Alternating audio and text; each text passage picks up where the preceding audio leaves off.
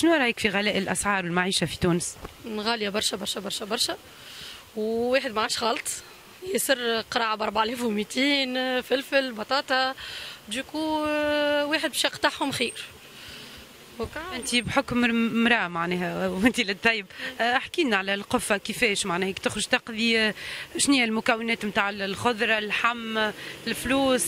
فلوس راني قلت لك، ولا واحد يمشي يقضي راس الشهر مينيموم 200 دينار، وكل لا بالدجاج لا باللحم لا حتى شيء. ياسر ياسر ياسر ياسر ياسر غاليه معناتها بالحق. واحد ما عادش خالط ولا شهريته يمشي راس الشهر يحطها، هاو مي هاو ذو هاو قضيه، اي سي تو سون ريان دوتر. دوكو انا نقول مصاب يرخصوا، خاطر بحق الزوالي ما عادش خالط. نحن الحمد لله واحد هكا يخدم يقد منا ومنا، اما سي ترو واحد كيف تيجي ما عادش يطيبوا. كل شيء غلا معناتها، كل شيء، حتى في كل شيء معناها، في الخضره، حتى في الكراء، في كل شيء على بعض. احكي لنا على القفه، شنو هو مكوناتها معناها؟ تهز 20 تهز ما تكفيش، تاخذ 10,000 تاخذ 3 كيلو 4 كيلو كل شيء. معناها كان شريت الخضره ما تشريش اللحم. يا ودي اللحم، ودي من اللحم نسمعوا فيه، ولا ناخذ كان في الدجاج تصدقي، اللحم العلوش ما عادش تشرى. الدجاج هون صباح كيلو ب 5000 ب 6000.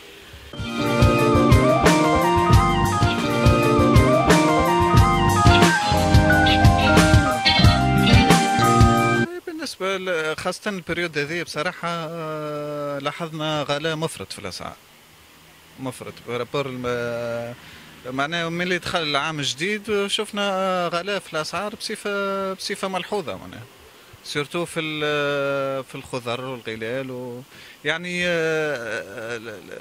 المواد الاستهلاكية بصفة خاصة يعني، فهمت.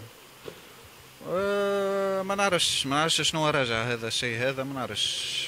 فما اسباب معناها تخلي الشيء معناها المواطن ولا يتشكى معناها يتشكى من غلاء الاسعار، ومن ما عادش قادر عنده القدره حتى باش يعبي قفه توا نتاع خضره وغله وكل معناها، ولا يحسب الف حساب لكل شيء كل حاجه معناها.